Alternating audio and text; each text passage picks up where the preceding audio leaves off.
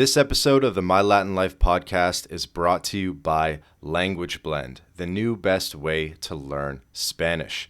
Language Blend focuses on what you actually need to live and get by abroad with daily one-on-one lessons, a dedicated texting partner. It's like living in a Spanish-speaking country without ever leaving home. Go to languageblend.com for more information.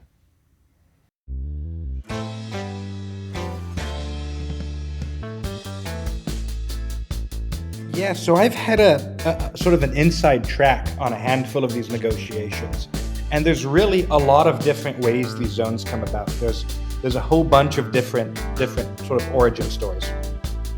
The simplest case is the Sharpie on a map model, where there's some government bureaucrat that takes a Sharpie, draws on a map, and decrees this will be a special economic zone.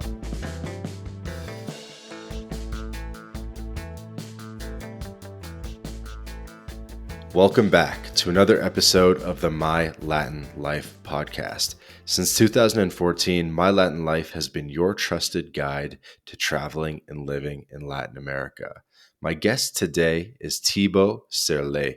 He's the co-founder of the Adrianople Group, a business intelligence company focused in special economic zones, also known as SCZs.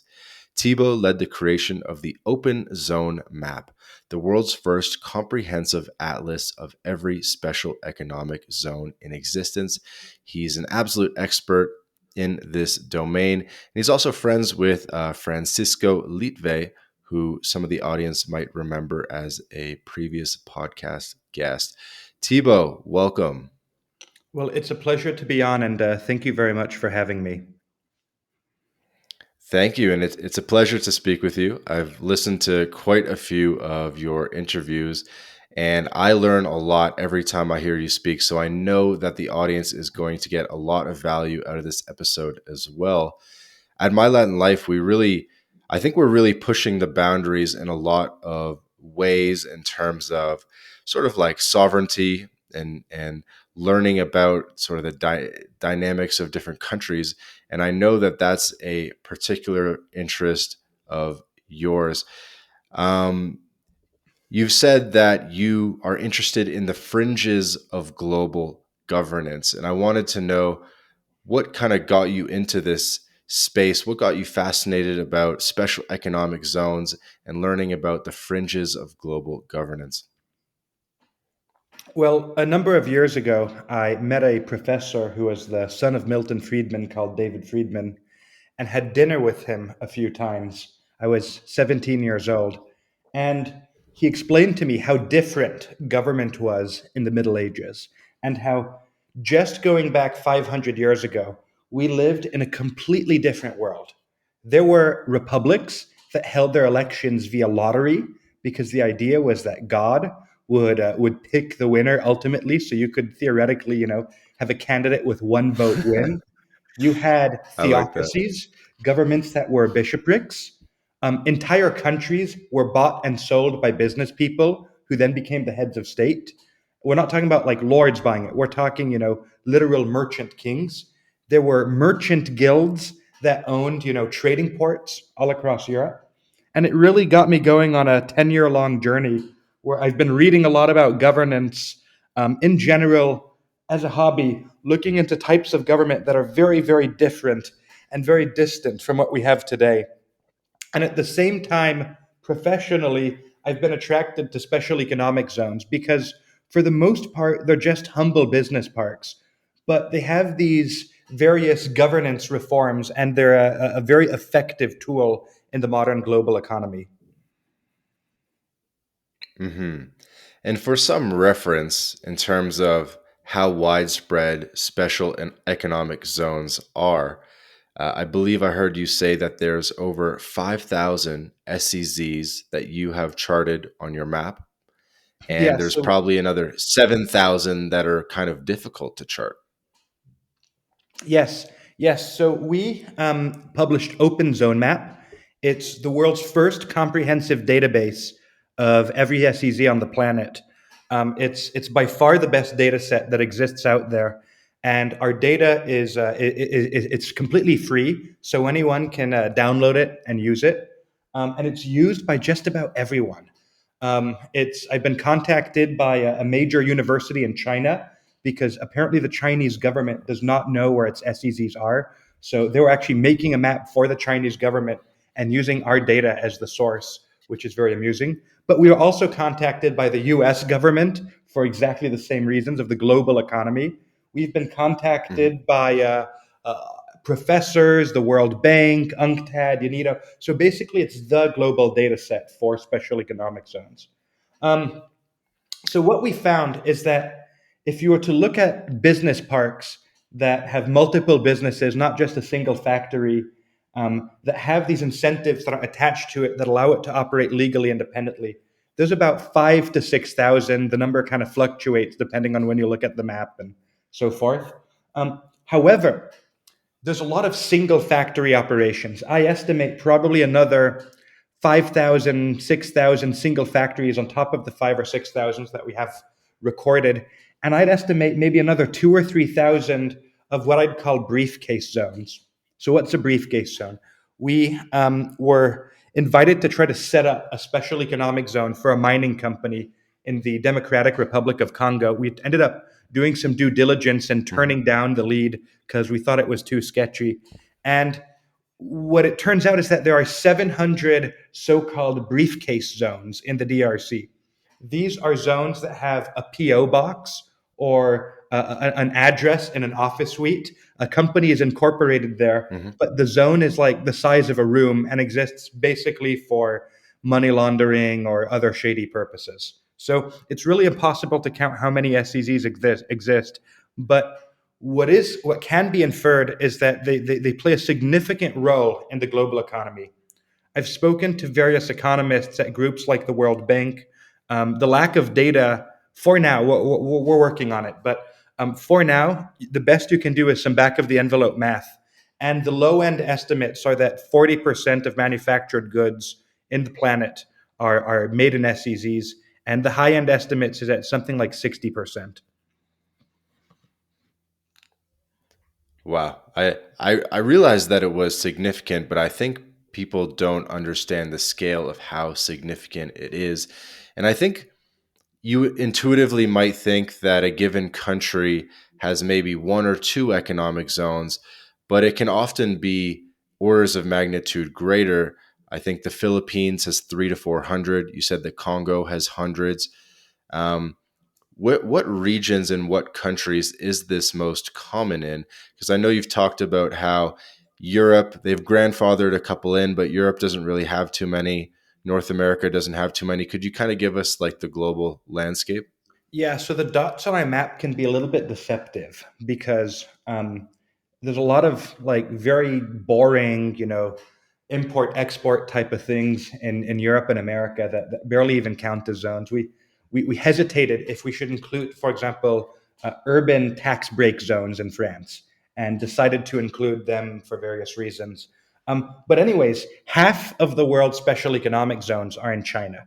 There's something like 2,500 in China, um, and depending on your economic estimates, if you look at China's GDP growth from the beginning of the opening up era in 1978 until about the year 2000, something like 70 or 80% of China's GDP growth was based out of its special economic zones. And now it's a little bit less, but it's still close to 50%. So you have countries, like China, where these SEZs basically are the capitalist economy in an otherwise centrally planned, broader context. So there's many fascinating anecdotes out of China in terms of where else they're located. Well, what you find is that in the Middle East, you have a handful of very large government zones that are like funded by the state, that are huge, have billions and billions of dollars. What you find in LATAM, in the Dominican Republic, and in Colombia is that their legislation allows private companies to incorporate free zones. So you have hundreds of tiny business parks, some of which are single factory operations. So in Colombia, there's something like 150. In the Dominican Republic, about 100. The Wow. Philippines, they're also sometimes private, 300.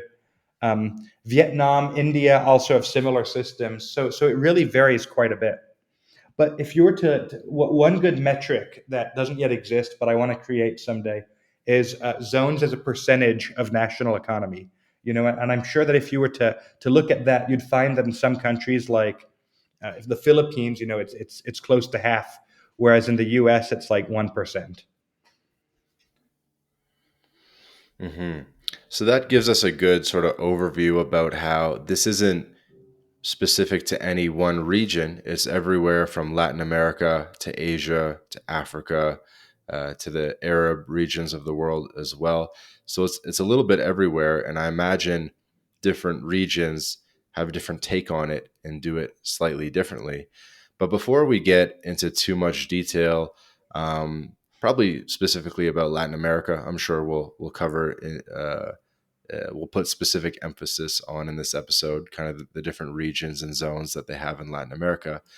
But I actually wanted to take things all the way back to the origins of these zones because, Thibault, I learned that you're a little bit of an expert in the history of how these zones came to be.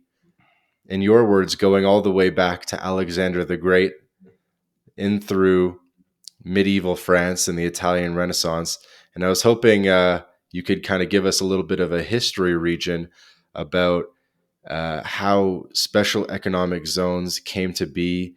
And I guess there's probably a more primitive term, right? Sort of like a trading city state. I don't even know. But yeah, can you kind of walk us through how this idea sort of has grown over time? Sure. So the word special economic zone only is from 1980. The word special economic zone was first used in China, and because China's zones did so well, everyone else started using that word. And now it's actually going out of fashion. Um, they've gone by many names, but the concept is fundamentally the same. You have a little chunk of a country that has different rules. So going into the distant past, all of the original governments were city states, right? It's a country that's the size of a city and maybe a few fields around the city.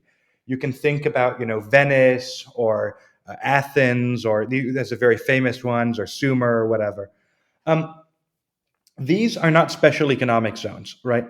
What happens is that over time in history, you get all of these empires that sort of centralize and that create these more centralized systems that extend over larger geographical areas.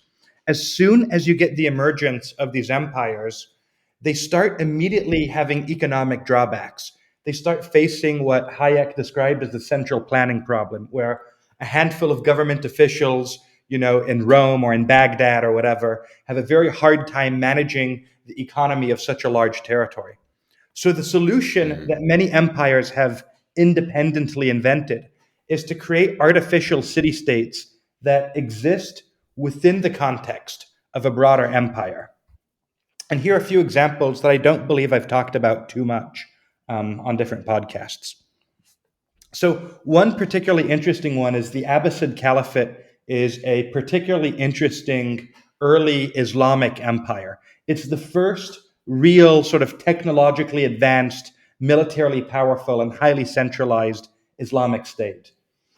Its heartland is Iraq. Its capital is Baghdad. However, it controls a good chunk of the Arabian Peninsula. Its eastern border goes into modern day Pakistan, and its western border extends into Egypt. It's roughly the same size as the old Roman Empire. It was around sort of 700 AD to 900 AD. And after 900 AD, there were people that had the name Abbasid caliphs, but for all practical intents and purposes, it was gone. The Abbasids had a very strong Christian neighbor, and that was the Byzantine Empire. The Byzantine Empire controls Anatolia, or modern day Turkey, modern day Greece, and a good chunk of the Balkans. And they were sort of the remnants of the Romans, and they're Christians, and they're the rivals of the Abbasids. The Abbasids would eventually beat out the Byzantines through a very clever strategy. It's a strategy that uses a type of city state called a thugar. So there's this desert border in between the Abbasids and the Byzantines in what's nowadays Syria and eastern Turkey. They're these very rugged, desertic regions. The Byzantines have this problem because all of the peasants leave. Why? Because it's a border area. There's constant war. Nobody wants to have their farms burnt down. So as a result, the Byzantines have to basically force peasants to stay. They create these military little like outposts, and the Byzantines struggle to protect and to control their border. What the Abbasids do is that they create a classification called frontier city, Thugar or Thigar. I have a very Hmm. hard time pronouncing it. And what they do is that they Okay. take a dozen fortified outposts and surrounding lands, and they tell people, hey, you will be exempt from all of the normal laws against usury, where you Muslims cannot do interest free loans. You will have a 0% tax rate. Um, it's not an income tax back then, it's more of a head tax. Um, Like and on you'll have trading, like they're trading wool and silk and stuff like that, and it's just tax free. It's like a free tax trade free, zone. but also Yeah. loans on interest, right, which are forbidden in Islam and in Christianity at this time. Hmm. So Hmm. the Muslims allow that. They extend religious freedoms, and they basically take what is this garbage land that is constantly at war and give it enough privileges that a whole bunch of economically disadvantaged people basically flock there and create very permanent military cities. The most famous figure is Damascus, which will eventually be a major city throughout history and will play major roles. And as a result of this system, their borders are just constantly jam packed full of people who are doing trade, who are doing business. And yeah, these places are getting raided, but it's just a cost of doing business. And we know the result, right? Today, all of Anatolia is Muslim speaking. The Byzantine Empire would completely collapse. And Islam would be suitably entrenched in that region for centuries to come. So that's one example of how special economic zones and this type of ideas have had really significant, important geopolitical impacts. Hmm. That's crazy. So you're almost telling the story of the foundation of Damascus as a sort of free trade zone that sprouted up. Well, yeah, on top of an older city that kind of already existed, but let's call it modern Damascus. Hmm. Where's the line between just a jurisdiction with, a slightly better, more favorable tax rate and like a full sort of comprehensive special economic zone? Right. So let's fast forward a bit to the present because it's a bit harder when looking at history. So a special economic zone, broadly speaking, or an economic zone, broadly speaking, is an area that has different rules and regulations. You have free trade zones where the only difference in the rules and regulations pertains to something relating to international trade. Usually, these zones are outside the customs area, which means that suppose you're making a car, right? You have a steering wheel from Germany, you have wheels from South Africa, and you are in China. You assemble the car from all of these parts. The goods don't pay a tariff when entering, and if the car gets sold in China where it's being built, it gets taxed. But if the car then gets re-exported to the U.S., it doesn't get taxed in China, right? So that's export processing zones or free trade zones. And some on top of this, remove things like the VAT. Some on top of this remove things like the import. They allow to write off import costs and your other taxes, and that's free trade zones. There's thousands of these. The next level are special economic zones, which are free trade zones plus, which also have some form of other tax breaks and other regulatory exemptions. The most common ones are mandatory arbitration, where all contracts have to be adjudicated in like private courts, basically, that aren't run by the government. You have exemptions from labor laws for all sorts of reasons. Frankly, some of these zones are sweatshops, but there's also very mundane, normal reasons why you want to be exempted from them, where sometimes you have to hire, like in Chile, 13% of your workforce has to be Chileans, which can be very annoying for certain Mhm. types of companies. So zones can be exempted from that, or they can give visas to bring in experts and stuff like that. So another type of thing that they do is they have one-stop shops where they consolidate all their government permits and stuff into one single place. So that's sort of the special economic zones. And then Right. there's sort of a So third level. if I had to summarize it, just Sure. before we get too far ahead of ourselves, I guess the idea is it's a mix of economic and legal incentives, would you say, or bureaucratic or lack of bureaucratic incentives? So Yeah, I'd say there's it's sort of a always economic incentives, always that. Yeah. Mhm. But it's like not just economic. It's sort of where economic incentives also meet a separate set of incentives that you might call labor incentives or legal jurisdiction incentives, that kind of thing. Yes. Yes, yes. What differentiates a special economic zone from, say, a Native American reservation is that they're given these incentives specifically for the purpose of generating economic development. Whereas, like, there's other areas that have these incentives, but just sort of as a historical accident, I don't know, the Lakota Nation within the U.S. or Tatarstan within Russia or the Catalonia within Spain and all of that. hmm No, I'm pretty familiar with it as a Canadian. We have our native reservations where you can get your gasoline and tobacco tax free. So, but it's not really like encouraging economic development for like foreigners to come in and conduct business. So, um, interesting distinction. Before we kind of continue to bring it to the modern age, I know you want to talk about China and tell us the story about sort of the modern age, sort of 1980s and forward. But I also wanted to just ask you about sort of the, I guess you'd call it like colonial era, where you had the Portuguese and the Dutch model, and I guess even sort of like colonial China, where you had sort of the opium trading, and you had the British sort of trading ports along the coastal areas of China. So there must have been some sort of development from the Dutch to the Portuguese and perhaps the Spanish in Latin America, that sort of that sort of filled the gap between the Italian Renaissance to the modern era. Yeah. So the Italian during the Italian Renaissance. Let me go a little bit backwards. Um, the Italians and and all of these Mediterranean traders developed these Porto Franco or free ports.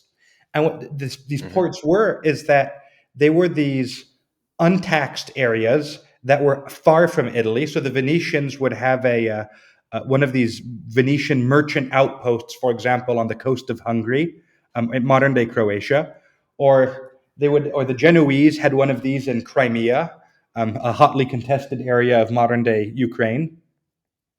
And what they would do is that these areas would be tax free, but would follow Genoese law, despite being very far from Genoa.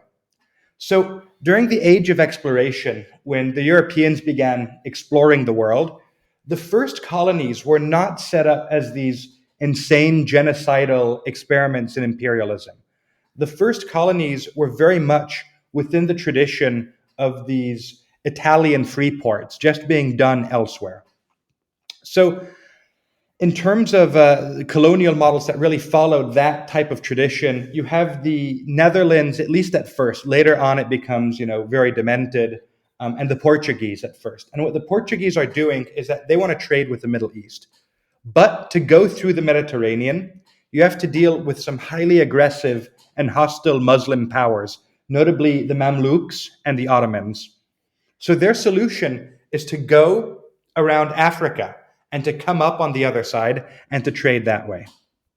The Portuguese aren't Africa isn't like some primitive vacuum. This is a total historical misunderstanding. Africa, Southern Africa, South Africa, and Namibia, and sort of those parts of Africa are totally wild and don't really have any civilization. They're basically hunter gatherers. But a lot of other parts of Africa have some very technologically advanced and sophisticated civilizations. Notably, hmm going downwards, you have the Sultanate of Morocco, a very powerful Muslim state. Below Morocco, you have the Empire of Mali, which is a mining and merchant state. They mostly mine salt, but also a little bit of gold that they trade. There's all of these coastal city states that are run by groups called like Benin and Benin, but they're not actually, they don't quite correspond to modern colonial borders of where you look at Benin today on a map, because those groups were actually moved by the colonists later on. And going down a little bit more in Nigeria, there are some more sort of advanced city states. There's Songhai, there's Kanem Bornu, there's Timbuktu, and on the other side of Africa, you also have advanced states, also Islamic for the most part. You have the Sultanate of Kilwa in Zanzibar. modern day Kenya. Yeah, Zanzibar is part of Kilwa actually. Um, you have several pretty high tech, sort of by medieval standards, Somali city states like the Sultanate of Ajuran and so forth. And then you get into Ethiopia, right? So the initial Portuguese plan is to actually start purchasing islands and purchasing little trade depots from these existing African city states that they model off of the Italian Porto Franco. So they start establishing these. This is how they get, for example, Sao Tome, and which is a modern day country, and they eventually make it to Mhm. South Africa, the first white people from Europe to end up in South Africa were the Portuguese before the Dutch ended up there. There it was basically empty, so they just sort of started building stuff from scratch. And then going up, they also had some trade deals with Kilwa where they were able to purchase more of these outposts. And finally, they also went to some of the Indian city states and they purchased Goa in modern day Western India.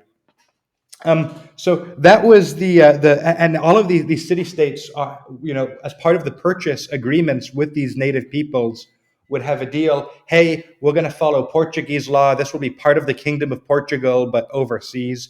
And for the most part, it was a mutually beneficial business transaction.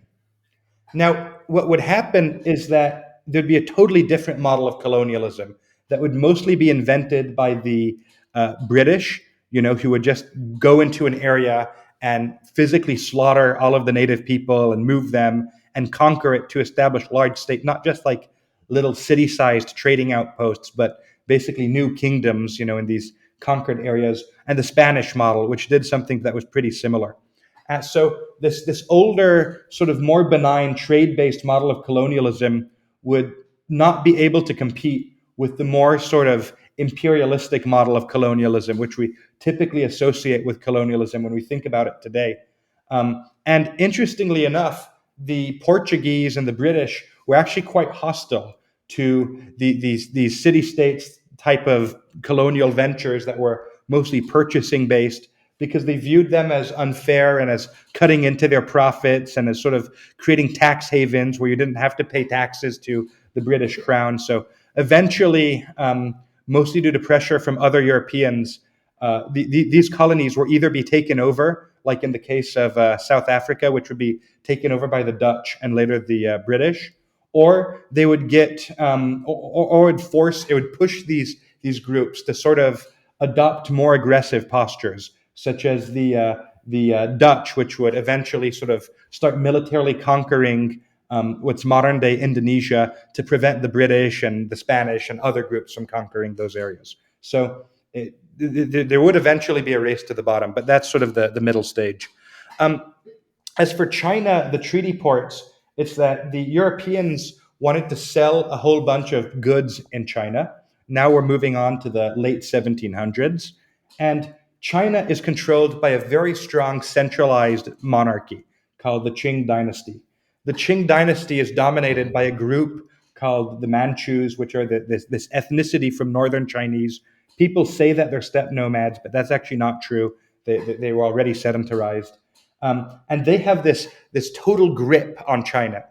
And China has closed itself out to outside trade, specifically because they've seen these Portuguese and Dutch colonies in places like Japan and Indonesia and Vietnam. And they've seen how, once you let in a few Europeans, over time, the Europeans come to dominate your whole society.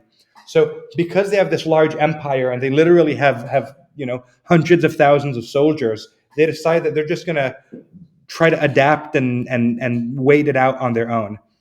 The Europeans don't like this. So the British create these highly concentrated forms of opium that they start smuggling into China to start doing illegal trade. Why? Well, because opium isn't super addictive in its herbal form, but when you start concentrating it and smoking it rather than drinking it as tea, the Chinese have been drinking opium tea for centuries with no problem. But the British start concentrating it and making products that are more similar to modern day morphine and heroin. And when they start pushing this into China, it creates enough of an addicted population that this group, to seek out more drugs, starts illegally trading with the British.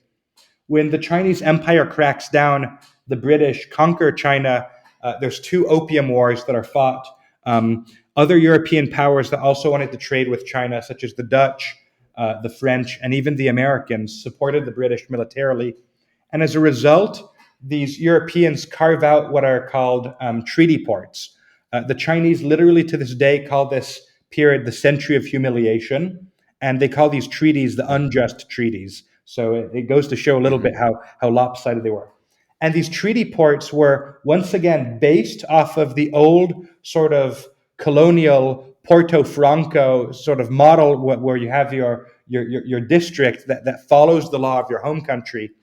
This time now they're called international zones, except instead of being purchased from the Chinese, they were sort of militarily extracted out of them. Um, and all sorts of horrible things go on inside of these treaty ports. A number of major coastal Chinese cities become these treaty ports. Some cities, like Shanghai, have actually 5 or 6 of these districts run by different European countries. There's a French district, a British district, and so forth, adjacent to one another. And ironically, this leads to two things. One is that it leads to China's economic development, and China develops the industrial base it will later need to kick out the Europeans. And the other is that it fuels this communist blowback, where the nationalists were basically okay with the system and were Western puppets. And it really is, Mao Zedong who successfully kicks out the Europeans from these treaty ports. And for all of Mao's problems and the fact that he killed many of his own people and was a pretty horrible leader, there's a good reason why he's well loved in China today, and it's that he brought an end to this sort of colonial exploitation of China. Hmm. And I think some listeners or maybe even detractors might look at these special economic zones around the world and make some sort of connection to colonialism and call this like, oh, this is just neo-colonialism. These zones shouldn't exist, blah, blah, blah. Um, but of course, there's a lot of benefits to these zones. And even though it's inspired by these traditions, it's obviously a different thing. But I was just kind of curious your thoughts on sort of I guess that relationship. Sure. Well, it's actually a critique that has a lot of merit, right? It's not a critique that's like totally irrational or emotional, but the truth is a little bit more nuanced. Some zones are created by what I would call sort of carpetbaggers, where they're these Americans who just like show up to an African country and want to create a zone, and those may or may not be a good thing. Sometimes they can be quite good, but those kind of are neo-colonial projects. But most of the successful zones, the ones that actually work, one common thing that you find amongst the good SEZs today is that they actually tend to be created by the people who live there to improve themselves and to trade with foreigners on their own terms. One of the reasons why China created the special economic zones under Deng Xiaoping was specifically to have treaty ports in reverse. The Chinese were thinking, hey, we're going to have treaty ports under, this They learned. 1978, but it's going to be us that are writing the terms, right? And we're going to be telling the foreigners what to do. And that actually was a much better system for the Chinese than the old colonial system. Or another example of this is the United Arab Emirates. And here there's a little bit of an example of how SEZs advance social policy. For all that we in the West, with the Western sort of Christian mentality, don't like hearing this, the people in the Middle East have their own culture, their own traditions, and this extends to things like certain blasphemy laws or prohibitions Mhm. on educating women. So what happened is that the UAE wanted to get European colleges and American colleges to go to Dubai, and the universities would only go to Dubai if they would encourage girls to go to school. So what the UAE did is that they said, "Hey, we're going to create these educational free zones." This is the late '80s, and girls can go to school within these special economic zones, and we're going to do it on our own terms. So that's an example of social reform in a zone, but also of sort of a reverse colonial project. Same thing for the blasphemy laws. They created media free zones to get companies like CNN and sort of Western mainstream media companies to go there. Another Mhm. example that you find Yeah. is Colombia, where Colombia special economic zones to go into LATAM, totally created by one law firm of Colombians for the purpose of helping Colombia negotiate more fairly with the outsiders. So the truth is that SEZs can be neo-colonial, but they aren't always. Mhm.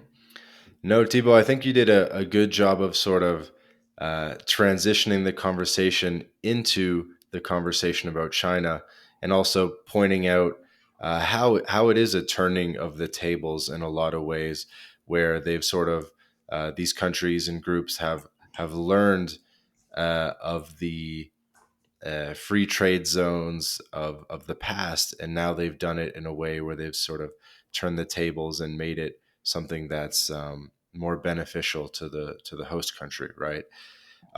So maybe now would be a great time. Oh, and by the way, I wanted to come back to the idea of how social economic zones actually are at the forefront of social change and sort of uh, social policies in a lot of way. You mentioned it on another podcast, and I thought that was very profound. So we'll put a pin in that, and we'll come back to it. But tell us a little bit about the construction of the modern era of special economic zones, and how maybe that started in China, and then the success of that, and how that sprouted from there. So China was a Marxist Leninist state where doing business was very strictly punished. Um, if you were a Chinese citizen caught working for a foreign company, you could face, depending on which era, earlier on the death penalty and later on serious fines and imprisonment. Right? They weren't playing around. All private property was illegal, including things like cooking utensils. Right? So you couldn't even own pots and pans, let alone invest in industry. So people always ask, what's the secret to China's special economic zones? And the formula, you never want to repeat that formula, because the formula is have a population of 1 billion, close your country off for 20 years, have something like 50 million people die of famine, and then allow business in only 4 cities. Of course, those 4 cities are going to get very big, right? So anyways, the special economic zones are a smashing success in China. They allow the Chinese to completely reform their economy, and a lot of emerging market countries decide to kind of copy the Chinese model. So there's sort of two waves of modern SEZs. The first is in the 1990s, about 15 years, mid 90s, after the Chinese have started their SEZ experiment. And this is where you get the 1996, you get free zones in Poland. 1997, you get the Philippines. 1998, you get Colombia. And around this time, you get the Dominican Republic. And they create all of these frameworks that are kind of loosely based off of the Chinese model. And they're all targeting manufacturing type industries. They're targeting the industries that China targeted in the beginning of its opening up, so plastic widgets, textiles, in some of the more heavy industrial cases, automotive parts, aviation parts, it's that type of manufacturing. And a lot of those zones themselves grew to be quite successful. And what happened is that there's this second wave of special economic zones that's really been happening since 2010, where a lot of the people who a lot of people got quite wealthy during the late 1990s and early 2000s with these manufacturing zones. And recently, countries have been opening up a whole bunch of new zones targeting tech industries, office buildings, more sort of service oriented type of industries. And what's fascinating is that there's several different aspects of this new post 2010 wave of SEZs. One, it's that the Chinese have started explicitly exporting their model. They're saying, hey, well, if the Philippines are going to start SEZs anyways, might as well help them and get some of the benefits from that. So, as part of the Belt and Road Initiative, the Chinese government has funded, we have the only data set that really exists on this, something like 500 Chinese SEZs outside of China in places like Kazakhstan, On the Sri Belt and Road. Lanka, India. Sorry, what? On the Belt and Road. On the Belt and So Road, it's yeah. like part of their Belt and Road strategy. So actually that's funny. So it's not just like they learned the SCZ model from the British, then they did it internally, and now they're doing it externally. Yes. Yes, that's precisely what happened. Um, and they're doing it externally, and they're doing it very well, right? So a lot of these SEZs are quite productive. There's some real troubled SEZs like the Golden Triangle, which is would be an hour-long podcast for another day, so we shouldn't get into it. But some of these SEZs are making people very happy. Then, completely separate from China, there's another thing that's happened. And during the 1990s, the financing of special economic zone projects was kind of unclear. It was done much the way that traditional real estate was financed. But over time, some of these SEZ companies became quite large, and several of what could be loosely termed SEZ franchises have emerged. These are companies that started off with one zone, but now it's one private company that might have 50 or 100 privately owned SEZs, and they have billions of dollars. One of which is Adani Ports and Special Economic Zones out of India.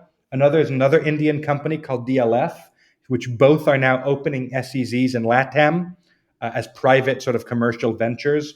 You have DP World or Dubai Ports World. They have SEZs all over. Our team just visited one in the Dominican Republic. They have SEZs in Somalia. They have SEZs in places like, I forget which it is, but it's some South American country. You even have a couple of South American franchises that have appeared. You have E-Tech and Grupos AFB. You have a German company called VGP Parks. So you now have post 2010 at the same time as China, kind of for unrelated reasons, these like mega corporations, which now have enough money saved up from the 90s. So post 2010, this arms race has sort of began to start funding all of these special economic zones. And then to add fuel to the fire, there was this sort of libertarian US driven charter cities movement that appeared in the US. It's much older than that. The charter Mm-hmm. cities movement, it really, I'd say, gained steam and got serious money around 2016, 2017. There was a lot of people who were upset about Donald Trump who decided to invest overseas, which turned out to be really great. So for a kind of complicated, random series of reasons, the SCZ industry is accelerating. Um, if I had to estimate, something like half of all of the new special economic of all of the SEZs on the planet have been built in the last decade, and the deal sizes for individual zones is increasing. Where it used to be that zones, it's like, hey, we're going to raise $40 million of debt capital to build an industrial park. Now, what you see is that there's IPOs that are raising tens of billions of dollars to build new cities. There's Iskandar Waterfront in Malaysia. That's a 1.2 or $1.3 billion sort of new city that's being built there. There's TRX City also in Malaysia. There's a new Malaysian stock exchange called TRX that's opening up, and they've raised $40 billion. This real estate company to build a whole sort of smart city facility around the stock exchange. There's all the Chinese projects, some of which, like this tourism city in Antigua and Barbados. have budgets like $6 or $7 billion. There's the Saudi projects that have been getting a lot of media attention that have huge budgets and like the hundreds or of billions of dollars, but who knows if those projects are real. Hmm. But the so not only is the number of zones increasing, but the deal sizes is huge now. Hmm. And so when you have these groups that are setting up SCZs all around the world in different countries, I guess they're working with the governments of these countries. They're approaching these countries and they're saying, "Hey, we have this idea for a new model and we think ultimately that your country will benefit from it. You simply have to allow us to basically make our own laws and probably give us a chunk of land as well." It must be an interesting set of negotiations that goes on. Yeah, so I've had a sort of an inside track on a handful of these negotiations, and there's really a lot of different ways these zones come about. There's a whole bunch of different sort of origin stories. The simplest case is the Sharpie on a map model, where there's some government bureaucrat that takes a Sharpie, draws on a map, and decrees this will be a special economic zone. Hey, everybody. Hey, everybody. Quick break from the podcast to tell you about Language Blend, the best new way to learn Spanish.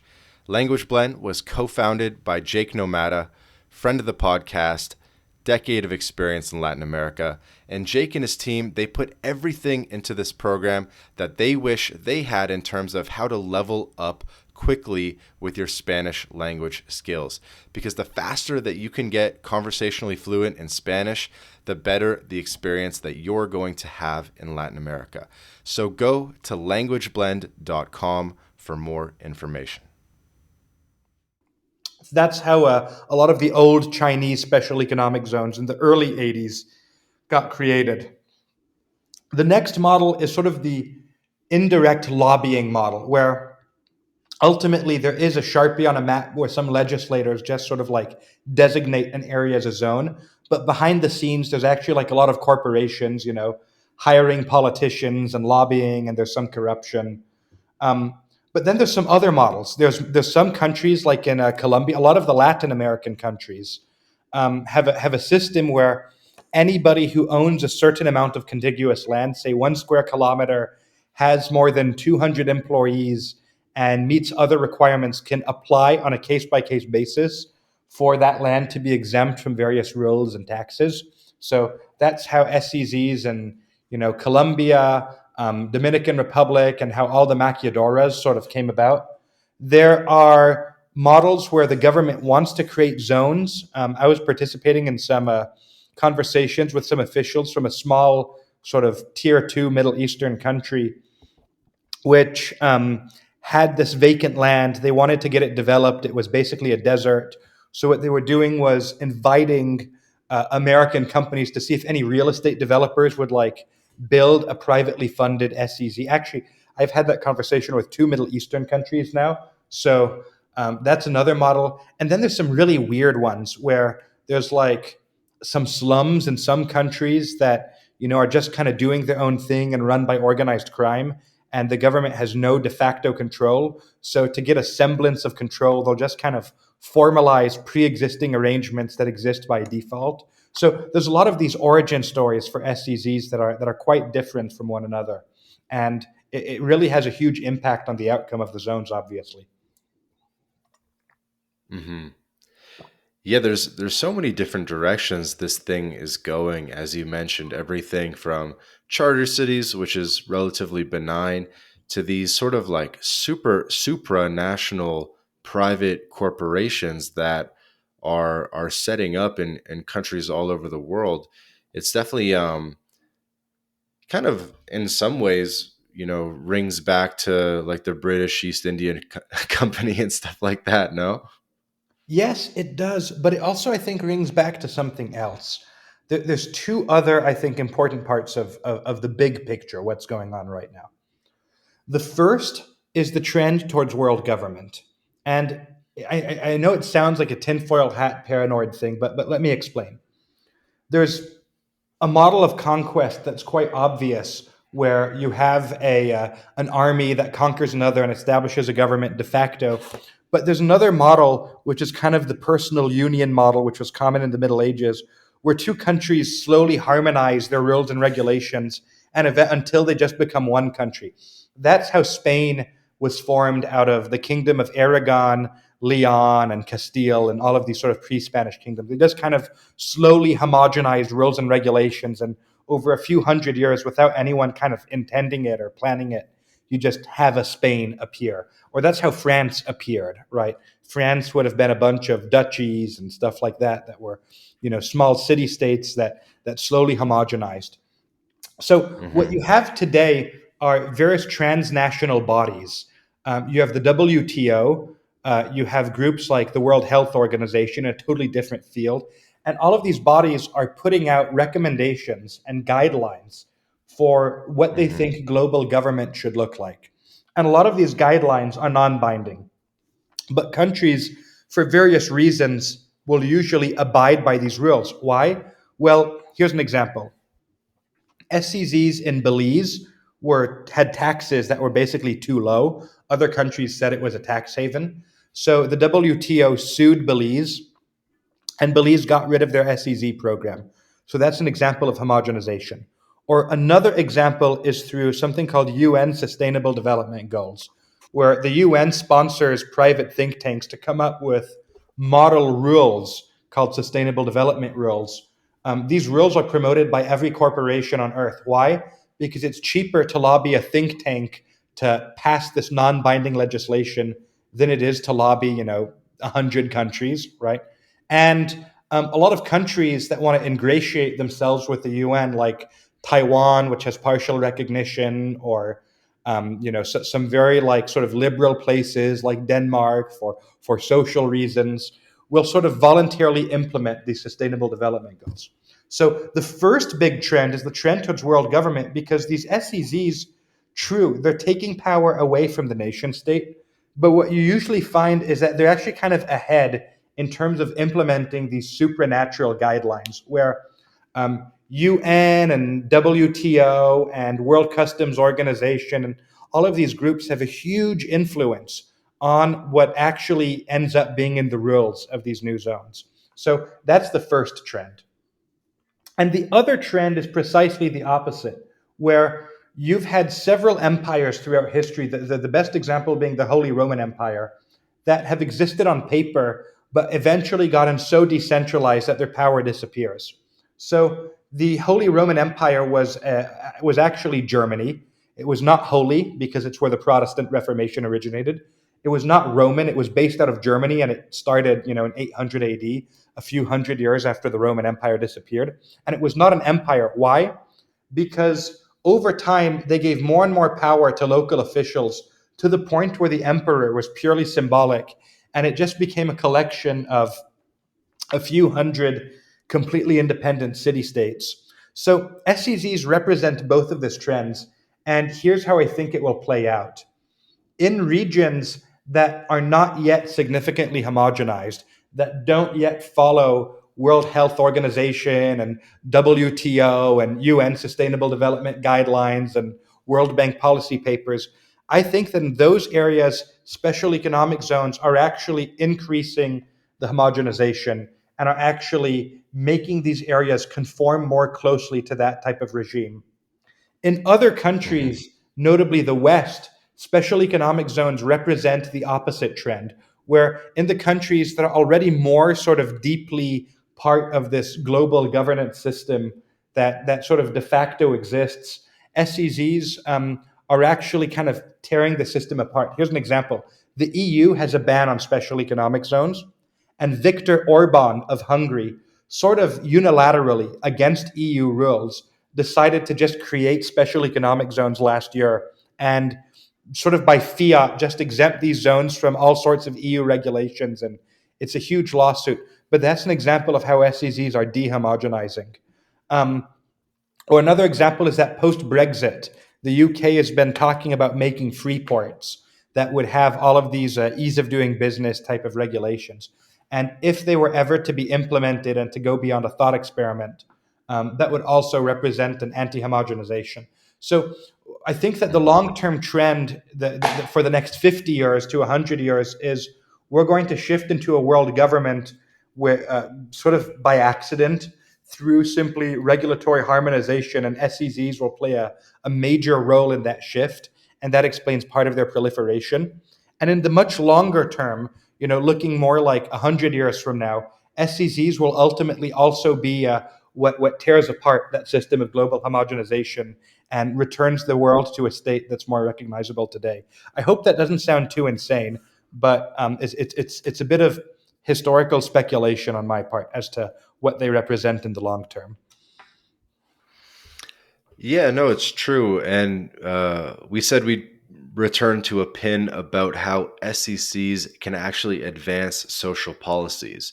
So I'm guessing maybe in the Arab world, they're in some of the SECs, maybe they allow stuff with alcohol or the education of women or things like that. And you could see how potentially in different areas around the world, um, where the laws of the SECs are different than the laws of the larger country, uh, that can sort of progress the social policies and the social agenda in a different direction than might be the status quo in the country in which the SEC is based. Do you have some examples of that? Yes, yes. Special economic zones are used all the time by governments to affect and change and reshape social policy. So, one example is Hong Kong, where after Hong Kong was handed back to China from the British to basically placate the population, the Chinese created a legal fiction that it was a special economic zone that would be separate from the rest of the country. One country, two systems. That was sort of the legal fiction. And now it's breaking Mm-hmm. down and it has all of these serious ramifications, right?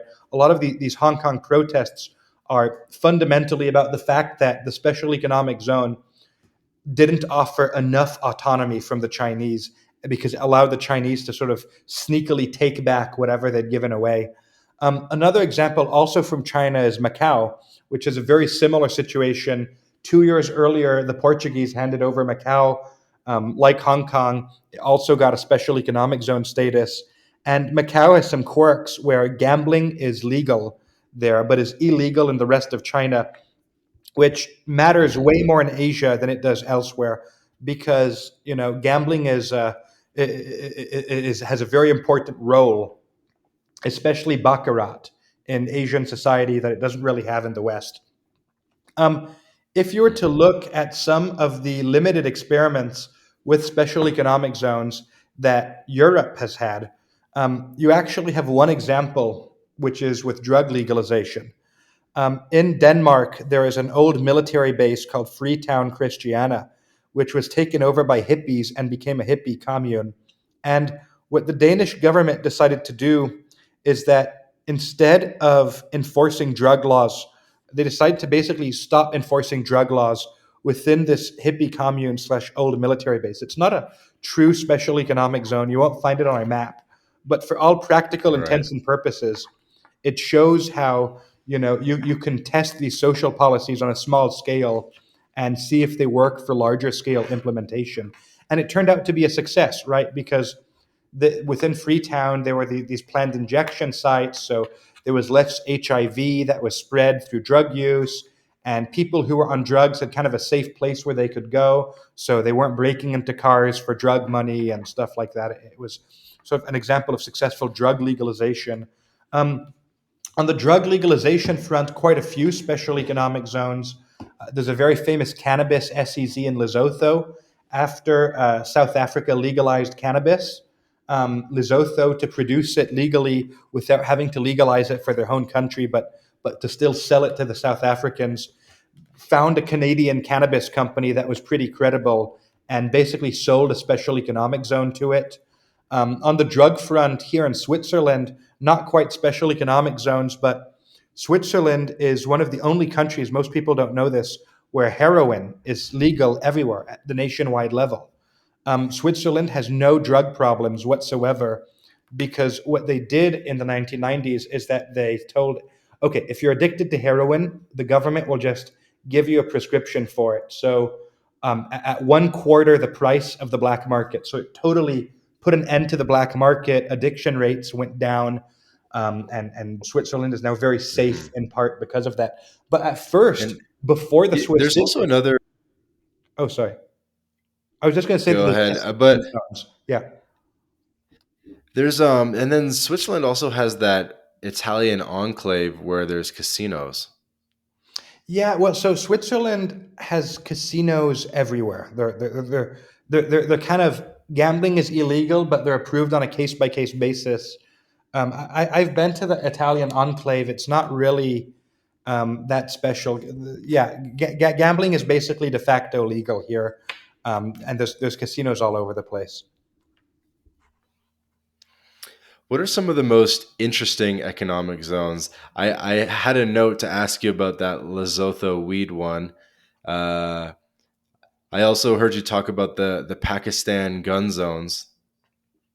Okay, so I have a good rule for talking about special economic zones, and I like to only talk about zones where one of my colleagues at the Adrian Opel Group has physically gone to.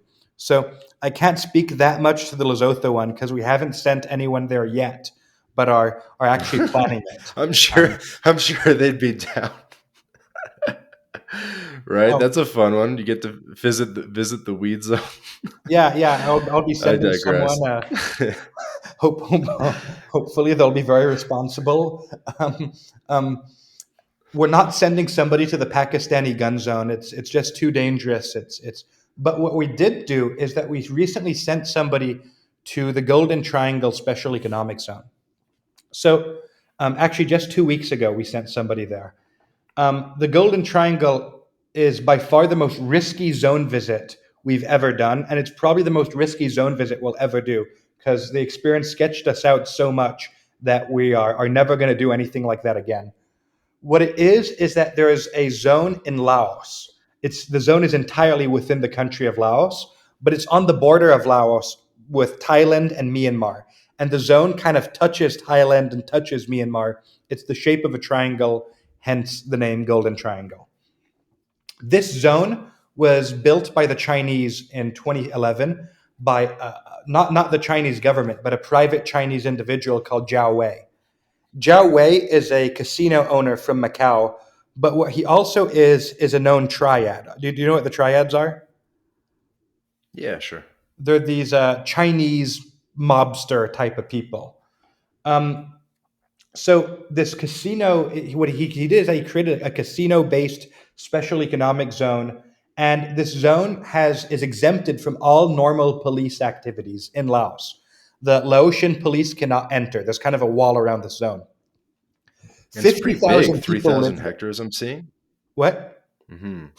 It's pretty big. It's huge. So it's something like 10 square kilometers. The zone, hard to tell. 50,000 people live there currently. That's an estimate that we made based on the number of buildings. There's no official census, but that's what we think it is. And it's basically it's a human trafficking hub. So it's one of the worst offenders in the world for modern day slavery. Based off of our physical visit and just looking at the buildings, you can see which buildings contain trafficked people because the buildings have bars on the windows to prevent the people from leaving and guards. And we estimate that something like 10% of the buildings in the zone contain trafficked people. So it's a city of slaves. There's three types of people who are trafficked there. The first are like migrant workers. It's kind of like what you hear about Dubai used to do. Dubai doesn't really do this too much anymore, but it's actually way worse. Where they'll go to Nepal, they'll find a bunch of young men who don't know anything. They'll take their passports, they'll lock them in this zone and force them to do manual labor and torture them and do horrible things, gouge out their eyes, just absolute horrible things. On top of this, there's also call centers. So if you have a US or a Canadian number, I'm sure you get these tech customer support scams 24/7. So they have call centers that run these scams, and the people who work in these call centers are actually enslaved. They don't have a say in the matter. And a third thing that they have is prostitution, including child prostitution. And when we were there, we sadly saw many brothels, some of which seemed like they had children inside of the brothels. So it's a very horrible zone. And then compared to the human trafficking, there's some other crimes which then seem pretty minor. There's wildlife smuggling of endangered species for Chinese traditional medicine. There are drug production, but once again, there's compared to the human trafficking, that's like who cares, that's minor. Also, another thing that they do there that's pretty horrible: a lot of pollution, a lot of arms trafficking. They just completely just throw all their trash in the river. They also stole the land from the people who lived there. So the army just kind of went there at gunpoint, forced the people off their land. They did give the people new houses, but the new houses are in the zone, and the people who get the houses basically have to are permanently in debt for the new houses and have to rent the houses from the kind of the Chinese mafia that runs the zone. So they also are serfs. So if you add the sort of in serf population to the slave population, it's huge. So there are some zones. It's an interesting zone, but it's probably the most extreme example I know of a zone that has human rights issues. We're putting out an investment advisory about it, and we're going to use the very strong language saying that it's the worst special economic zone on the planet. Interesting. Yeah. This is a bit of an aside, but it really made me think of another related concept, which is the company town. So back in, let's say, like the early Wild West in the U.S., they would have the company town, right, where the general store was owned by the town, and maybe they'd pay you in like company money, like trinket money, instead of real national currency, and then you had to spend it at the company store, and it was basically like a closed ecosystem, right? And so in some ways, early company towns and special economic zones have some sort of overlap or share common origins. Yes, they do, and there still are company towns today. Sinisterly enough, there's one in India that is a special economic zone that makes nothing but children's toys, like those plastic little stuff. I forget exactly which company Hmm. it is, but they literally use the word company town. But I actually know some people who've lived in some SEZ company towns who've worked for the Adrianople Group, and some of the company towns are quite bad, but some of them actually were quite nice. And our former employees who lived in these company towns told us that it was a pretty sketchy country. That these company towns were very safe, they were very clean, the schools were good, all the kids got a free education. So it was almost like some of these company towns really benefit the people who live there. It's a bit sterile, right? It's not like it lacks the charm of a city that evolved sort of more organically, but it allows for kind of a safe middle class existence for people who otherwise couldn't afford it. So the company towns vary quite a bit in terms of their nature. They're neither really negative nor positive. They're all over the place. Um, Hmm. but yeah, they're definitely So connected. what is the landscape of the oops, touched my mic there. So what is the landscape of the different types of economic zones? Because I know it can range from everything from technology parks to export processing zones to, and there's all these different names. So I mean, how many names are you aware of if you had to rattle them off? Well, let me give me 1 second because I'm actually gonna. I'm currently writing. It's gonna take me another year or two a textbook on special economic zones, but I'll actually read you a section that I think you'll find quite interesting. Maybe we can edit this part out. Give me 1 second.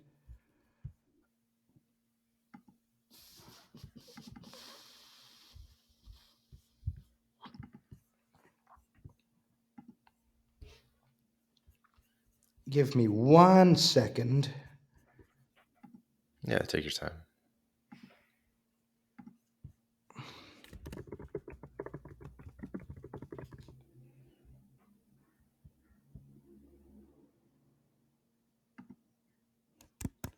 Okay, I'm back. Okay, so here's what you have. So if you were to look at special economic zones, what you'd find is a wide variety of different physical appearances.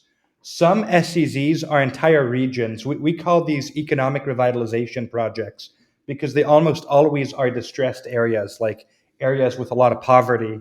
And it's just, however the region would normally look. Most are business Mhm. parks and most focus on manufacturing.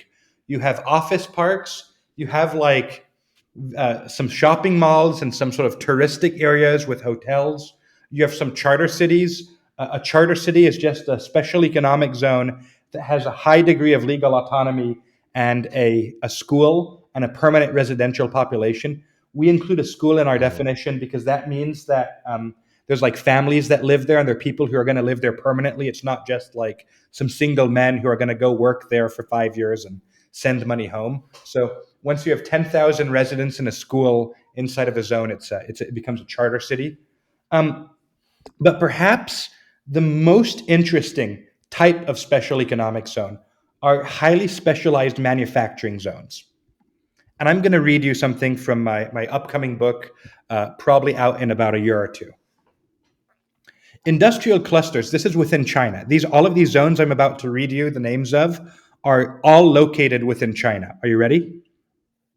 Mhm. Leather Shoe City. These are zones that make a single good. Leather Shoe City. Taizhou Low and Middle Pressure Valve Economic Development Zone. Wujiang Lubricating Industry Cluster. Yunfu Plumbing Equipment Production District. Yangjing Motorcycle Component District. Xinhai Lighter Cluster. China Casual Shoes Industry Cluster. Pinyang County Zipper Industrial District. Yes, zippers.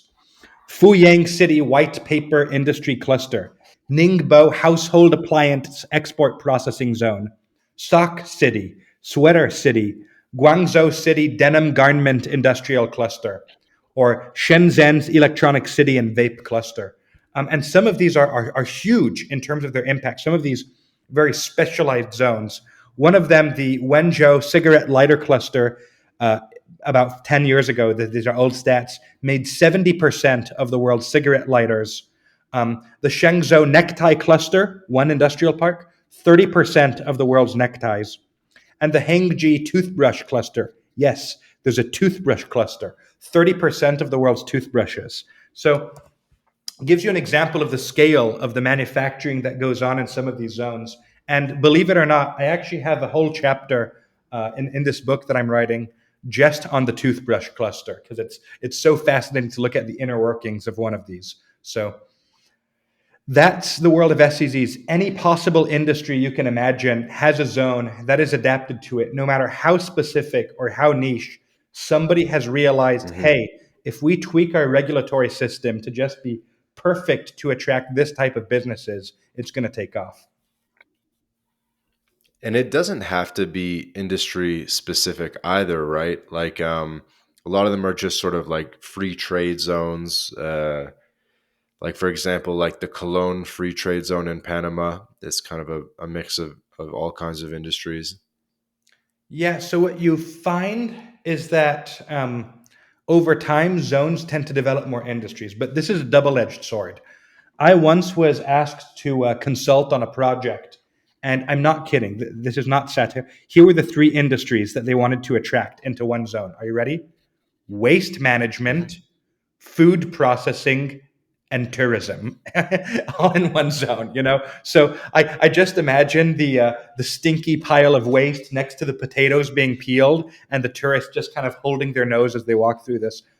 What you find is that probably the number one problem with new special economic zones is that they don't really know what type of industries they want to target. So this is a big sort of issue, and I'd say it's actually a failure point. The most successful SEZs target a single industry at first, or like five or six kind of closely related industries. I don't know, car parts, car manufacturing, and airplane parts might go well together. Some combination like Got that. it. And then over That's time, they interesting. tend to expand to other zones. So looking at it in the present, yeah, there are a lot of cities that are built that have like 20 industries, but in retrospect, you find that they almost always all the started with one zone due to the survivorship problem. Hmm. And do you find that it's typically led by public sector officials that are sort of enterprising officials that want to bring change to their communities, or do you find that it's more businessmen that are looking for tax advantages and stuff?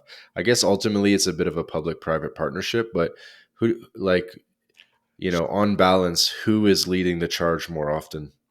So we have data on who owns the special economic zone management companies. And it's like, if I remember correctly, it's 32% the government fully owns it, 31% the private sector fully owns it, and the others, like 36% public private partnerships. So it's almost perfectly one third wholly government, one third wholly private, and one third a mix of the two.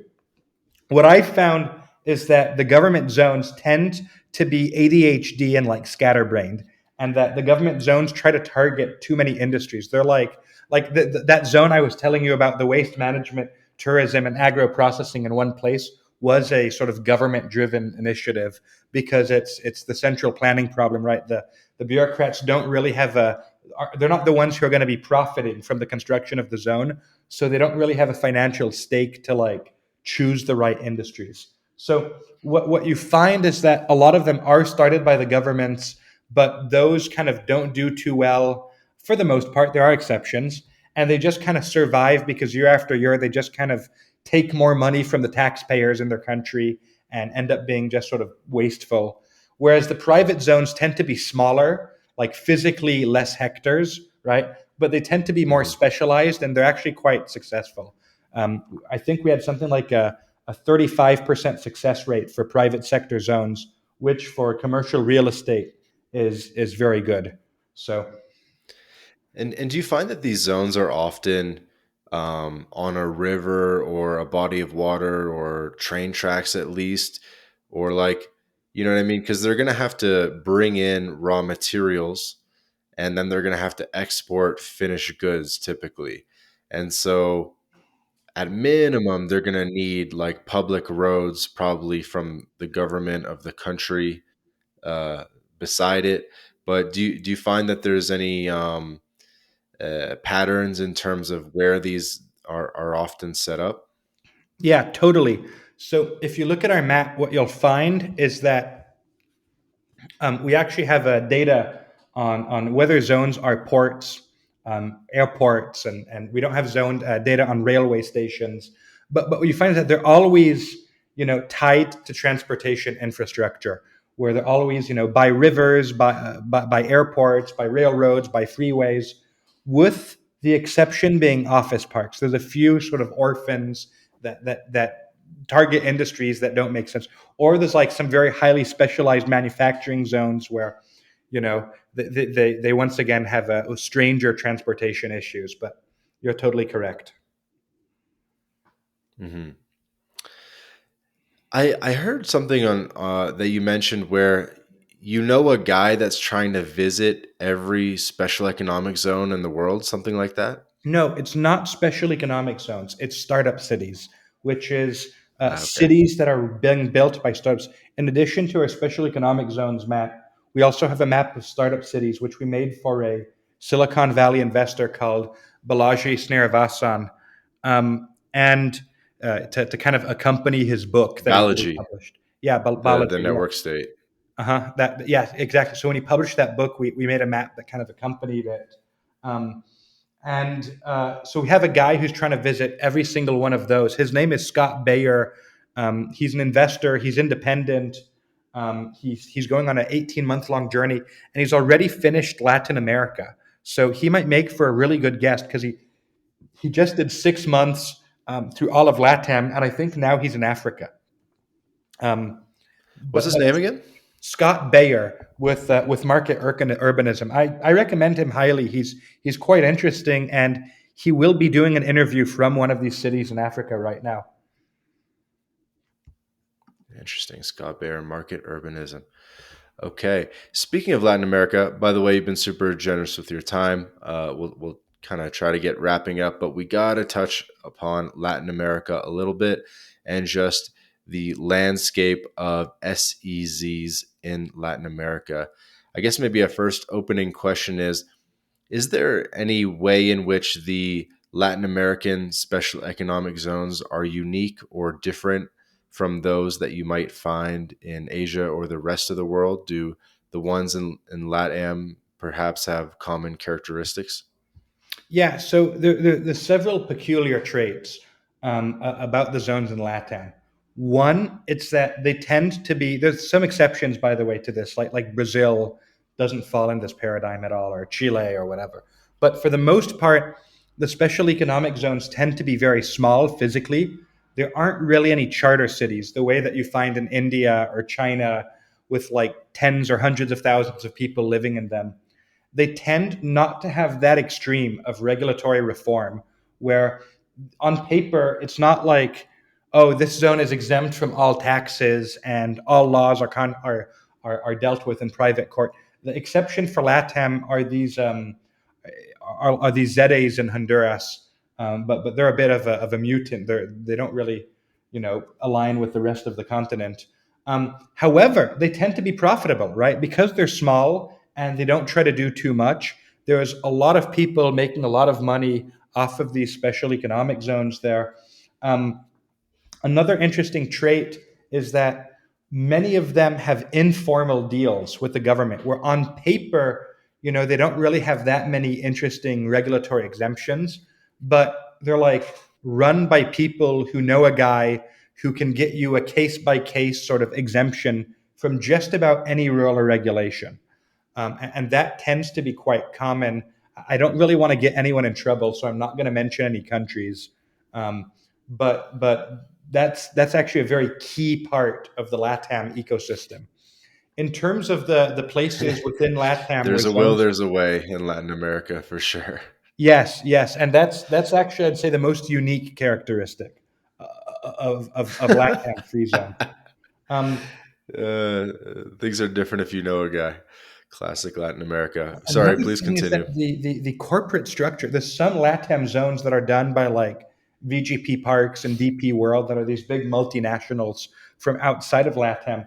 But a lot of these zones are kind of owned by a family, and these families don't really like keep track of their accounting very well. So they don't have any outside investors. They're entirely wholly funded by like six people who know each other. And some of these families own zones in multiple countries. One of the most interesting families that I interacted with that does this is called Grupo Guerrero. They're not shady, so I'm mentioning them by name because I know I can't get them in trouble. They actually run some ecological free zones that are negative net carbon in Costa Rica. One's called Green Park, but they also run zones, I believe, in Guatemala and Nicaragua, as well as random non-SEZ residential master planned communities in the U.S. So Grupo Guerrero is sort of the prototypical, but there's some other groups that are kind of like that, but a little bit shadier that run like zones because they own a factory and they're taking advantage of all of these like case by case exemptions, and they don't want anyone else to know that they've got this thing going on for them. So it's very hard as an outsider to invest in LATAM zones, not in the companies in the zones, but in the zones themselves, the way that you could in a bunch of other countries. So it's a very peculiar ecosystem. Um, I Mhm. personally haven't really spent that much time in LATAM. I'm not a big LATAM guy, but a lot of we've done quite a bit of work as a company in LATAM, and we have a lot of colleagues like Francisco, who you interviewed, who are from Brazil. We have a lot of Hondurans who work for us. We've had people from other countries in Chile and Colombia work for us as well. So we're quite familiar with that whole ecosystem. What do you think are some of the most exciting SEZs or projects in Latin America? Um, None of the projects that I find super exciting personally are actually in LATAM. So I'm actually not going to answer that question. Here's the thing. Um, the whether or not an SEZ is there's a few SEZs that I could recommend that would be quite interesting if you wanted to say register a pharma business. I forget the name of the park because I wasn't the one who physically went there. One of my colleagues did, but it was in Uruguay, and if I remember correctly, it was like a biotech development park where you could get all of these benefits for doing pharma. There's another zone in uh, in um, in the Dominican Republic that has a lot of abilities to exempt people on a case by case basis, but it's more formalized, so it's not as sketchy as if you were to do it like in other countries. So that's quite interesting. There's a number of zones that have arbitration clauses. One of the most intriguing zones are the Honduras Zeres, of course, which you have to mention because these are zones that were initially built with this very free market sort of mentality in mind, but right now they're sort of having some conflicts with the local government over some legal issues. So their status is a little bit shaky, but they're definitely interesting from an academic perspective. And of course, the one that stands out in my mind as being the weirdest is, of course, El Salvador's Bitcoin City, which I'm sure everyone who's listening to this has Mm. heard of. Um, I know that Brazil has had no SEZs for decades and has just passed legislation that allows for the creation of new SEZs. With the new government, it's not clear if that'll be overturned because that was a Bolsonaro era. But if it stays, Brazil will probably be a very interesting country. The most interesting countries, I would say, are Colombia, which just lost their tax benefits but have an otherwise very stable and developed ecosystem, the Dominican Republic, Honduras, and Brazil. Yeah, and I think you mentioned that Colombia actually has like 100 special economic 150? zones, which I was surprised to hear. Yeah, so Colombia started with a single government run export processing zone in the 1970s. In 1996, 1997, a law firm called Araujo Ibarra basically wrote new rules that were revolutionary at the time that allowed private companies to apply for zone status if they owned contiguous land. And on a basically a case by case, there was like a checklist of rules that companies can be exempt from on this land. And they got, within a few years, a handful of zones got something like 35% of all foreign investment into Colombia. And another advantage was that Colombia has a very serious problem with corruption. In the 1980s and 1990s, Colombia was sort of had all of these guerrillas and drug traffickers and was very dangerous. So the zones were really the only place where foreigners could safely operate. So it really had a huge impact. Araujo Ibarra co-founded a company called Grupo ZFB that was going to manage a single zone in Bogota called the Bogota Free Zone. Mhm. And they had this very interesting business model where once they set up a zone and the zone was full of the value of the land is next to nil. But when you add the incentives and you fill it up with tenants, the value of the land increased. So they then used this land as collateral to go into debt to finance the creation of another zone, right? Because suddenly they had an asset that they could put up to get a loan. And they did this again, where the cost of setting up a zone, once you have the land with no incentives and electrifying the site is low, the value of the land went up, which then increased the value of that new zone as collateral. And they did this something like 40 times, and they now run 40 zones in Colombia. And on top of that, Araujo Ibarra, the law firm that they work with, which I recommend talking to. If you want to do a business in Colombia, they are the people to talk to. They're not paying me for saying this. But they've set up zones that are separate from Grupo ZFB for like Coca-Cola and for Pepsi and for all of these big auto manufacturers. So Mhm. Colombia has some challenges with its legislation, but has behind it, a strong history of doing these things quite successfully and avoiding a lot of the problems that you'd find with corruption and compliance issues, etc. Yeah. Have you ever considered setting up an SEZ yourself? Going raising some money, getting some land, talking to a government. Sounds like you kind of know the ins and outs at this point. Well, that was actually my goal when I started the Adrianople group. But I then saw so many people try and fail to set up their own SEZs. I've seen probably 50 people and I've consulted for maybe 20 or 25, right, of people who've tried to set up SEZs that I'd have to like leave Switzerland and just move there. It's very stressful. I don't recommend trying it. It's like ruined the lives of many people I know. I literally see their hair get gray. It's like the aging of presidents. I don't know how to describe it. I've seen it like totally takes over every aspect of their life. It's one of the hardest businesses to do.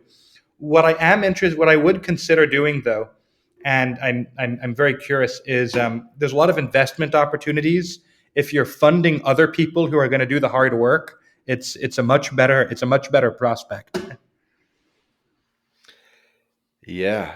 And I know we want to get wrapping up, but damn, that's an interesting theme real quick. Like what would that entail, like funding an SCZ economic zone? How does one even get their money back? Is it like in rents? Like you're renting out factory space or something to businesses and then they're paying you, or what's the economics of that business investing in SCZs? Well, that's a very complicated question. There's a very complicated answer, but there's a handful of different business models that have been tried. And keep in mind, there are a dozen companies out there that do nothing but like finance SEZ. So there's already a fairly well developed SEZ finance ecosystem. Hmm. So Hmm. the first business model is simply that they're going to charge rent on the land that they own that's within the zone, right? But then the question is, if you have a company that's charging rent on the land, how does the investor who owns equity in that company make money through an exit, right? They're not just going to like sit down and collect Right. dividends for 200 years, right? So what you find is that a lot of zones are publicly traded indirectly. Some zones have IPO'd on their own, like Phnom Penh SEZ in Cambodia, Tilawa in Myanmar. Adani Port and SEZ is a whole franchise that IPO'd. DP World IPO'd. So sometimes zones are IPO'd on their own. Iskander will IPO soon. Sometimes zones, the companies that own multiple zones have an IPO. Other times, what you find is that zones are packaged into REITs, real estate investment trusts, with a bunch of Yeah, other I can see that. assets. So, Blackstone, which is the big American, no, one second, let me not make a mistake. Um, it's BlackRock, which is the private equity fund. BlackRock invested a few $1 billion into Indian special economic zones. And their exit strategy was that they packaged these zones into a bunch of real estate trusts, along with a bunch of random properties that were not zones: hotels, shopping malls, ports, railway stations, just you name it. And these big packages were then IPO'd and sold on the stock markets. The biggest one of these packages is called Prestige Estates. And I think that package contains like a dozen SEZs, mostly within India. The Philippines has had a number of zone IPOs indirectly via these models. China has had several. A lot of these are publicly traded. It's very surprising, and some of which, if you trace the indirect listings, end up on big stock exchanges like New York Stock Exchange. Adani was part of New York Stock Exchange for a while. Um, in terms of who's funding them, well, you have this sort of internal ecosystem, but you now have more traditional real estate private equity funds that I know have invested quite a bit in SCZs. Some have done so directly, like Warburg Pincus, 3i out of the UK, and have just bought shares in zones and exited, and others Mhm. like KKR have been investing in these REITs that kind of contain the zones at an intermediate stage. Um, I could go into more detail, but I'm afraid that we're the only company on the planet that actually has extensive data about the IPOing of special economic zones. We're literally the only people in the world who have the data, and it's one of our most prized possessions. So if any of your listeners want to discuss it with me, I'd love to, but it's a paid. That's something I can't really discuss publicly yet. Although my ambition in a I couple like of it. years is to Upsell. actually make all the data public. Just wait and see for Mhm. that. Guys, well, no doubt Thibault's knowledgeable, so we'll come back to this at the very end of the episode, how to get in touch with Thibault. One or two last quick questions. So, burning question I have is, like, if you were to start a company, I guess basically anywhere on the planet at this point, especially if it was a manufacturing type company, why wouldn't you just always do it in an economic, a special economic zone if you had the opportunity? You know what I mean? If you're gonna start a anything, I don't know, steel company, pharmaceutical company, like in what world would you do it in the local economy if there was an SCZ, right next door, right? Well, it's not always a good idea to be in a special economic zone. It actually sometimes can be a terrible idea to be in an SEZ. And I'll explain to you why, right? So number one, it depends who your customers are. If you, for example, are doing a cryptocurrency business, well, the regulations of where you're incorporated don't really matter that much. What really matters are how your customers are regulated. In the US, only accredited investors can invest in a lot of securities that are not publicly traded, right? So if you're Hmm. dealing with any US or EU investors, you have to follow US and EU law regardless of where you're based. So for a whole bunch of like software businesses, SEZs are just out of the picture, right? A lot of the time, you have to have access to the markets. And if you, for example, are selling widgets in Ireland, you're regulated by Irish consumer protection laws. And even if you're a company in Djibouti or in Myanmar or Lord knows where, you still have to follow the Irish rules. Um, Another reason is political instability. Choosing the wrong zones can get you into a lot of trouble. For example, imagine you're one of the companies that was based in a Colombian special economic zone, and in Colombia they increase the taxes sort of out of the blue. You'd have a lot of problems. Or Mexico shut down its entire zone program totally out of the blue in 2020. So if you pick the wrong zones, you're in a world of pain. And then there's the issue of money laundering and AML compliance. And actually, this is a big issue I'm working on right now, which is posing a headaches to a lot of companies we work with, where there's some zones that for the most part have a 90% legitimate business, and you don't even know it by registering in that zone. But 10% of that zone's business is laundering money. They misuse the legal autonomy they've been granted, and sort of do it for nefarious purposes. And if you're in one of those zones, you could get caught up in your bank account could get automatically flagged for money laundering by the authorities and just shut down, right? So my advice is that special economic zones are great if you have a specific regulatory problem and you're dealing with it. One, two, if you know the country in which you're operating outside of the zone. Three, if you trust the zone and you trust the people who run the zone. No amount of online research or due diligence will even amount to just talking to the people who run the zones and getting a gut check. You can always tell if the people are shady. Like there's a lot of these family-owned SEZs in Central America that I mentioned that are sketchy, but that green park that's run by Grupo Guerrero, I think that those are good people. I doubt you'd get in trouble in a zone like that, but it's more of a gut check thing because you could look at a very similar zone and Hmm. get into big trouble. Four is make sure that you actually are going to save money by locating there because real estate prices are higher in the zone than outside of the zone, right? So make sure that you're actually saving more on the regulations than you're spending on the rent. And last is yeah, no, I'd say that's the big thing. So do your homework, know how much you're going to be spending, and be super careful, because you could really get into big trouble if you don't know what you're doing. You're playing with fire. So I'd say that for most people, just incorporate in Delaware or somewhere that's relatively normal and mundane. Thanks. That's a good summary of potential downsides of the SEs, which helps make a more balanced discussion.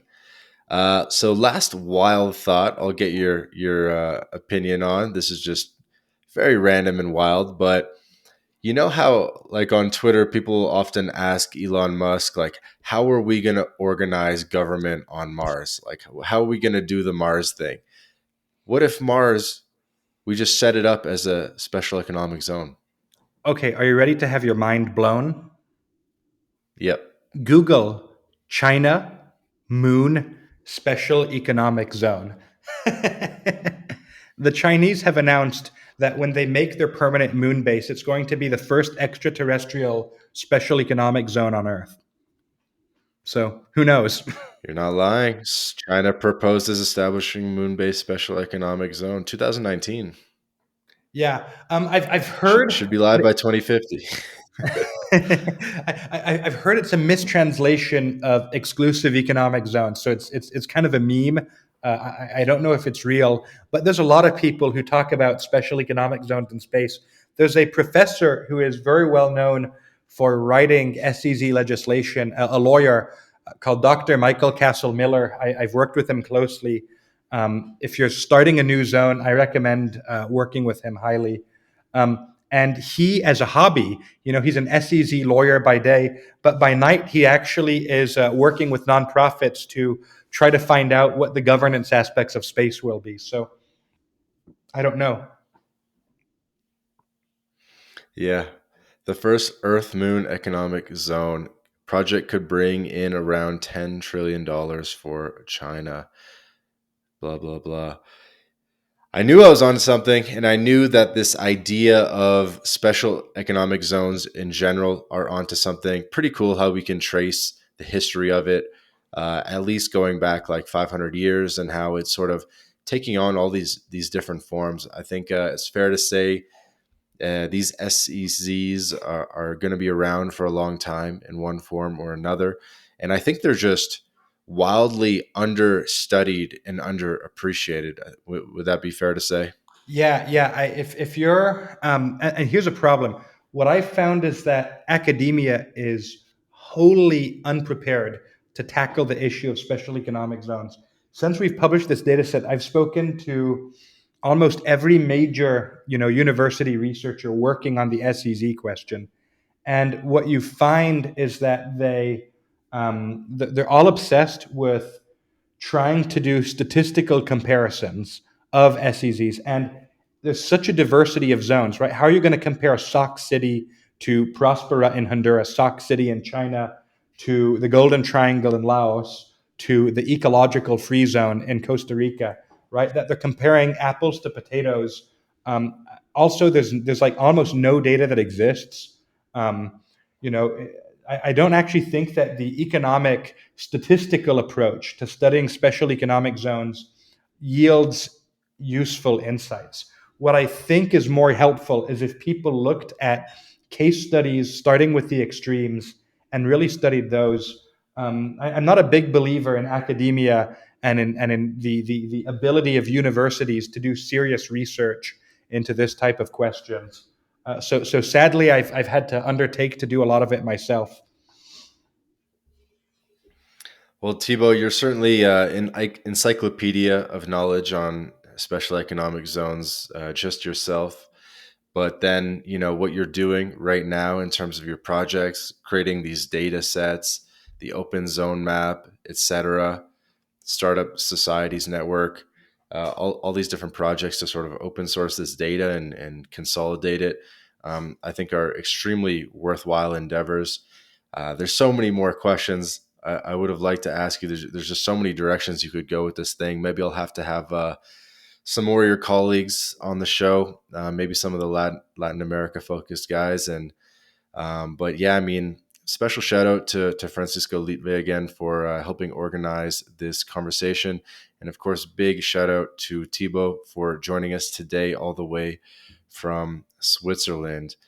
Thibault, so this would be the time in the show where you could sort of direct the audience to anything that you would like to bring attention to or promote or get your any final message out.